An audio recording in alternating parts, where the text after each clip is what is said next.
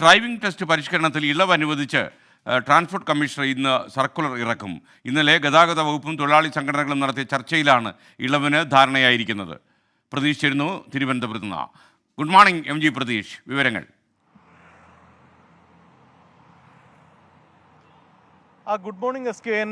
പരിഷ്കരിച്ച ഡ്രൈവിംഗ് ടെസ്റ്റിനെതിരെ വലിയ പ്രതിഷേധമാണ് കഴിഞ്ഞ കുറച്ച് ദിവസങ്ങളായി സംസ്ഥാനത്ത് ഉണ്ടാകുന്നത്. പിന്നീട് CITU അടക്കമുള്ള യൂണിയനുകളുമായി ഗതാഗത വകുപ്പ് നടത്തിയ ചർച്ചയിലാണ് ഇളവുകൾ അനുവദിക്കാൻ തീരുമാനമായത്. ഈ ഭേദഗതി വരുത്തിക്കൊണ്ടുള്ള പുതിയ സർക്കുലർ ഇന്ന് ഇറങ്ങുമെന്നതാണ് മനസ്സിലാക്കാൻ കഴിയുന്ന കാര്യം. നേരത്തെ ഉണ്ടായിരുന്ന H രീതി തുടരാൻ തന്നെയാണ് തീരുമാനം. പക്ഷേ റോഡ് ടെസ്റ്റിലടക്കം പുതിയ പരിഷ്കാരങ്ങൾ നടപ്പിലാകും. നേരത്തെ നിരപ്പായ റോഡിൽ 4 ഗിയർ മാറ്റിയാൽ മാത്രം മതിയായിരുന്നു റോഡ് ടെസ്റ്റ് പാസ്സാവാൻ. പക്ഷേ 10 മിനിറ്റിലധികം എടുക്കുന്ന റോഡ് ടെസ്റ്റ് പരീക്ഷയായിരിക്കും ഇത്തവണ ഉണ്ടാകുന്നത്. മറ്റൊന്ന്, ഈ 15 വർഷം പൂർത്തിയായ വാഹനങ്ങൾക്ക് ഒരു ഇളവ് അനുവദിക്കണമെന്നൊരു ആവശ്യമുണ്ടായിരുന്നു.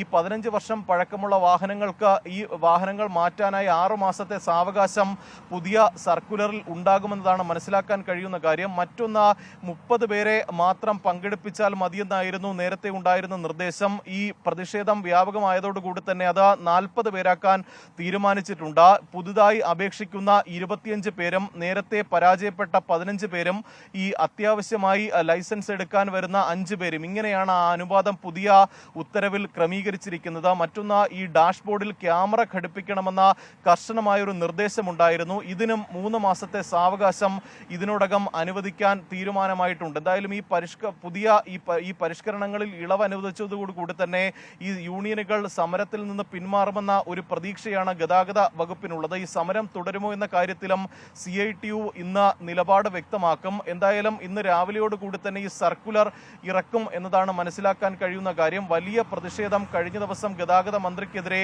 ഉയർന്നിരുന്നു. ഇതിന് പിന്നാലെയാണ് ഗതാഗത കമ്മീഷണർ ഈ യൂണിയനുകളെ ചർച്ചയ്ക്ക് വിളിക്കുകയും ഇതിൽ ഇളവ് അനുവദിക്കാൻ തീരുമാനിക്കുകയും ചെയ്തിരിക്കുന്നത്. Okay, thank you. M G പ്രതീഷാണ് വിവരങ്ങൾ നൽകിയത്.